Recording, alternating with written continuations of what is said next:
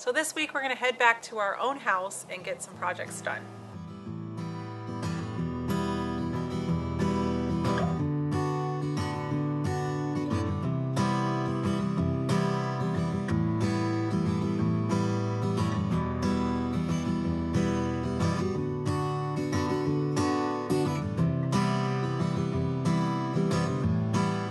So Jacob's had a ton on his plate and he is just running crazy, but I'm kind of desperate to get some projects around our house done. There's like nowhere to put anything, and I don't have glasses because I don't have a cabinet to put stuff away in the kitchen. So it's been a little bit difficult living in the new house because we don't have any storage. I'm gonna enlist my good buddy Paul's help in doing the subway tile backsplash in the kitchen. The holdup on the wall cabinets is we have to do the backsplash.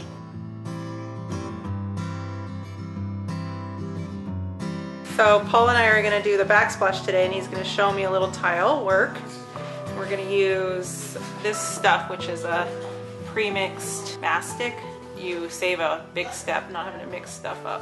We're doing the backsplash up to 17 1/4 in this case. And what I've done here is I've divided this space by 2, and I'm going to start my line here, and for the sake of our layout, what we're doing is the running bond pattern, so the next ones will split like that. I'm just doing this down here so I can get a good layout. Now what I want to make sure is, do I have a whole tile here? And the answer is no. What we're going to have to do is many times I'll just run it over to one side and have the piece over here. So instead of starting in the middle and having a little tiny sliver on both sides, we'll push it to one side and have a bigger sliver on one side. That's right. Yeah. Because the smaller pieces tend to break on us anyway. It just looks bad too. Yeah, let's hide it on the cabinet side. I think it'll blend better with the cabinet than the paint side. So that right there is going to be our layout.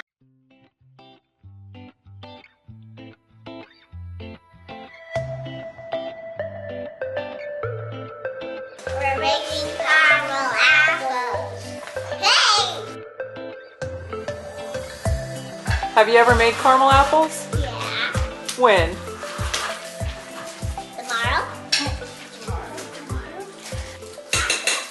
Hey, what are you running here? I know, I'm going to push them down. And I was a little bit concerned, since we're living in the house, about how this is going to go and how messy it is. A couple of things that we did was we used pre-mixed mortar and grout. You have to mix that, and he buttered each of the subway tiles first before he put that up, so it wasn't a mess of wiping mortar off the wall and where you got too much or whatever. So it worked out really well, and it was actually a very clean process, and I was like feeling like, man, I should just have done that myself. But anyway, I've got enough going on my plate, so it's always good to be able to have somebody that you can trust to, to delegate some things to.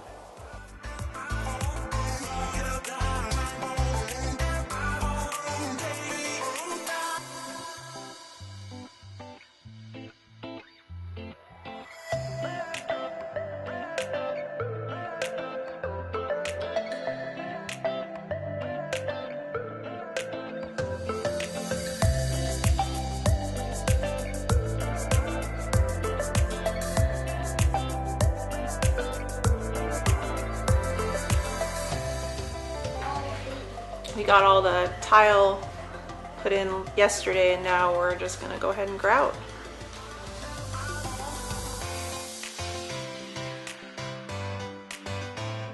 Because the sealer is already incorporated in our grout. Comes in a variety of colors. And you notice, just like the floor, I'm going at a 45-degree angle and forcing it into those grooves, because if you run down with the direction of these grout lines, you just end up pulling the grout right out of it. Yeah, so while we got Paul set up and we have him here, we decided that why don't we just go ahead and tile the downstairs. We were talking about it anyway, so might as well get it done, and that way it's one other thing we can start installing the other things that need to go in downstairs, besides the other kitchen cabinets that Anna needs upstairs. So the basement is really the only storage that we have in this house, And but the problem is we're trying to work on the basement while we need to store things, and we certainly can't just bring all the stuff upstairs. And Jacob wants to add some shelving in the boiler room, which I think is a great idea to get all of his things put away. Okay, so while Paul's upstairs doing the backsplash, Jacob and I got to figure out where all this junk is gonna go so that we can get started on the basement. It's not junk. It's junk. Anyway, we gotta build some shelving, and we have 2 finished floors down here, the boiler room and the garage, because we chose to paint those. That'd be nice. It'd be really nice to put some of that stuff away. We can get all this crap put away. So anyway, come on over to the boiler room. Let's see who's got all the crap. More junk. That's not junk. It's That's junk. like just outdoor gear. That's junk. Anyway, so we're thinking this is the boiler room, and Jacob's going to use it for storage for his outdoor gear. And so we're thinking about building shelving on this back wall. And I have a little shelving trick, so we're going to try to get this shelving up in the next half hour. Let's see how fast we can do it. With a pregnant lady. Hey, you got 2 So it's balls. kind of like a handicap, isn't it? This wall is actually an ICF wall, so there's plastic strips in here, and they're every 8 inches, but we needed to find them.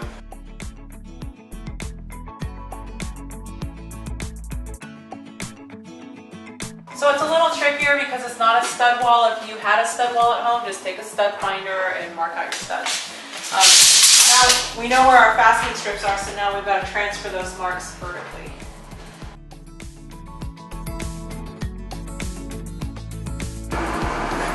So right here, we're just basically marking the top of the 2x. Go ahead and come off this one, and we'll just hit this last one, then we can put it on.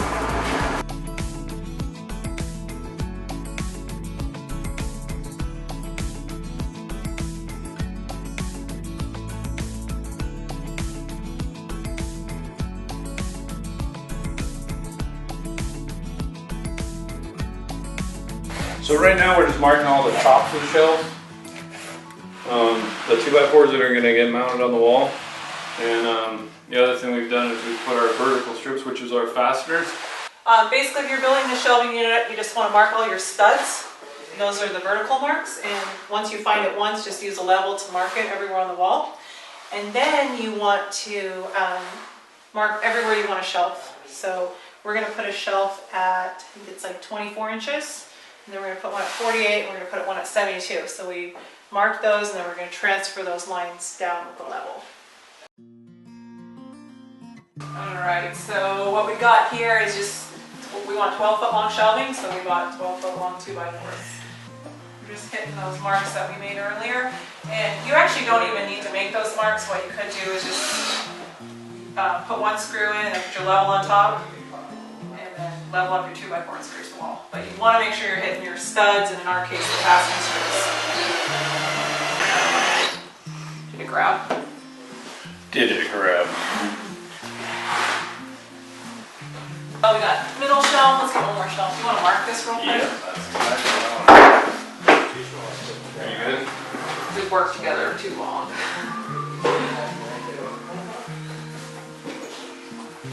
Here. Oh, we're just marking the screws, so easy next time. I'll put 4 of them in. Make some noise right now. Oh, yeah, you're good.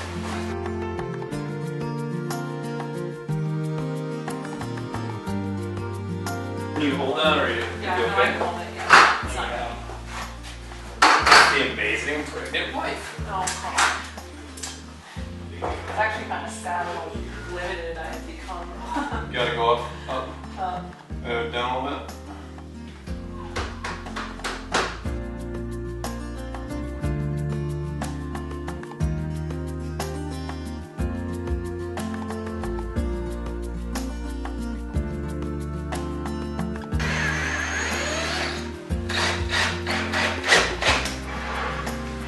So basically, to get started, you just screw a 2x4 to the wall wherever you want to shelve. However long you want to shelve, screw it to the wall. The next step is we're going to start making the front of the shelves. And you have the other screws? Very big ones? No, the 2 3/4. So we're going to basically take the front of the shelf and tack it to the back of the shelf with just one screw in each end. top. Pretty good.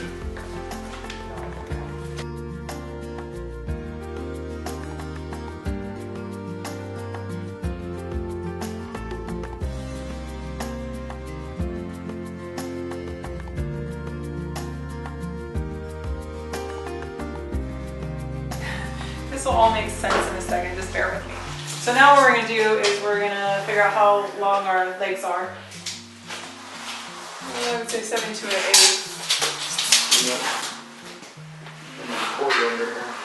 Still level on the top. You betcha, babe, it's concrete. Okay, 72 and 8, and then the 2 you got.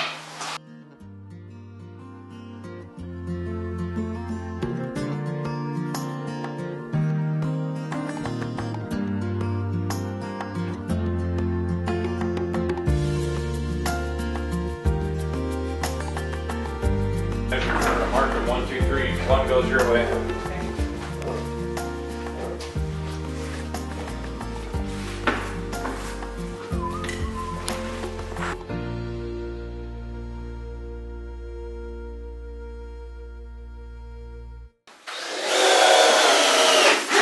I think all my crap I can put away here shortly, babe. I know, I'm looking forward to it. I'm gonna be so excited. All my stuff gets to just disappear in this one room.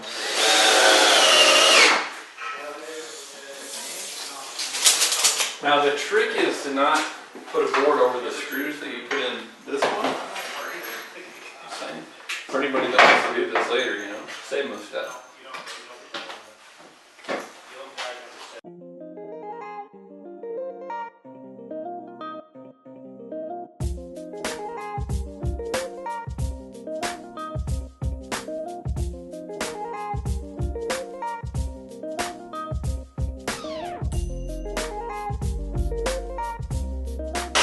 So if you think about it, this actually would be considered my walk-in closet. Yeah. Ha! You made 3-inch wide shelving. See what I mean? What can you store on 3-inch wide shelving? You have to admit, this is a guy's walk-in closet. Okay, as long as I don't see it anymore, and trust me, I'm not gonna go in the boiler on a regular basis. Come hang out with me. No, I'm good. Okay, I gotta do the fun part. All right, are you ready for it? So we're not crazy. What we're gonna do next? It's a little itty bitty show.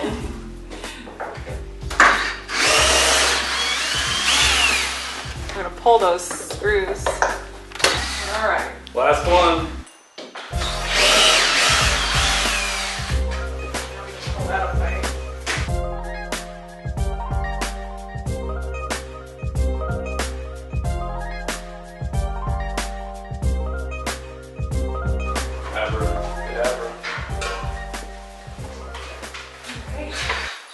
Hey, look at that, he stands up by itself.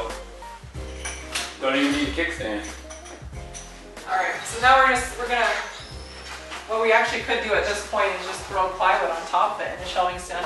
But we're gonna add some cross supports just because it's longer than 8 feet, so we'll have a plywood seam, we'll have some under to support it. So we cut these 2x4s and put some Craig jig holes on the end.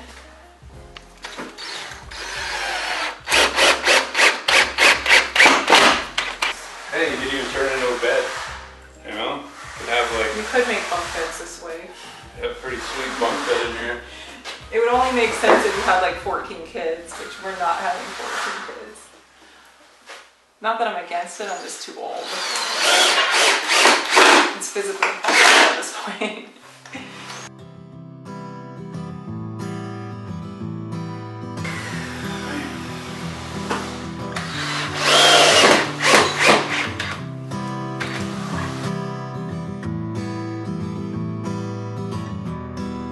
I'm gonna go get the plywood and rip it, that way we can get this plywood on here and it'll be done. Now put your crap away. I'm gonna show you this time crap. I'm gonna go camping without a tent. Haven't you heard of survival huts made out of mud? Oh yeah. Isn't that a thing? You'll be like a beaver. Your own little mud house. Alright.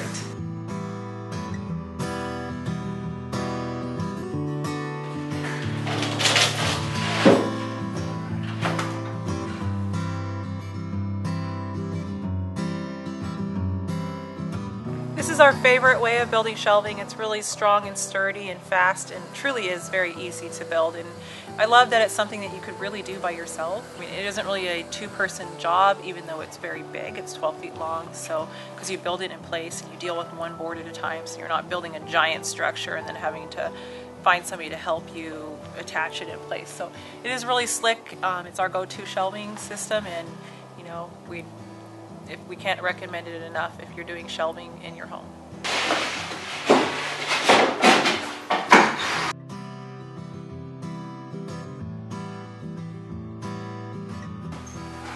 Like a glove.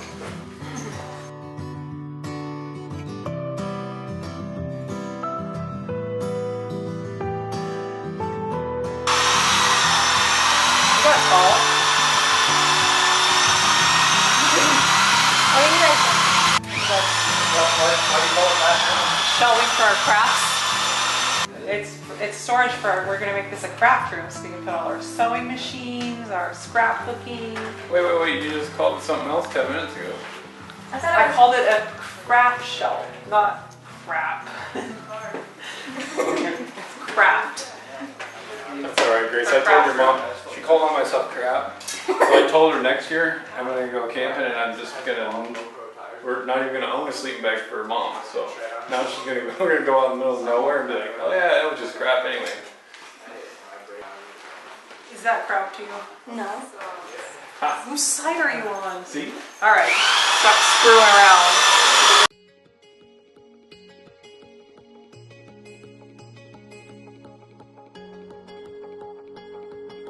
It took us about an hour to build it, and it's already getting full of stuff. Look at this. Super strong. This is not crap. This is Hayes's and Grace's bullseye for their bow and arrow.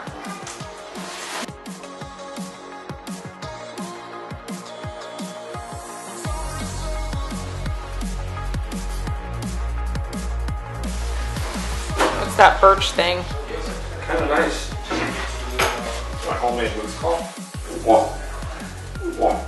See? They sell them in the store for like $50, but I got that one for like nothing.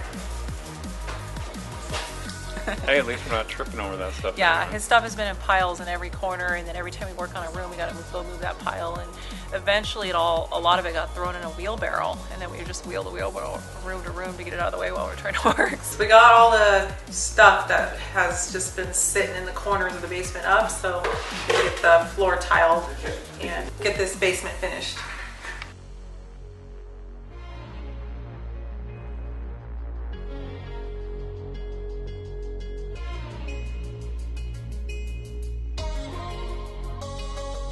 So the kitchen turned out really well. I just went with a simple subway tile backsplash and with a warm gray grout, and it just blends really well with the countertops. It's nice and simple and clean and bright in there. I really love it.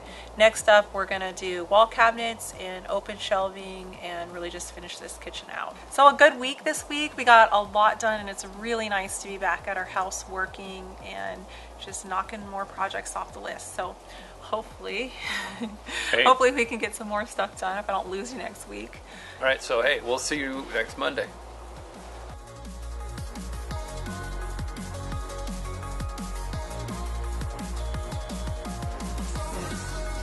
See? It's full of crap. One man's crap is another man's treasure.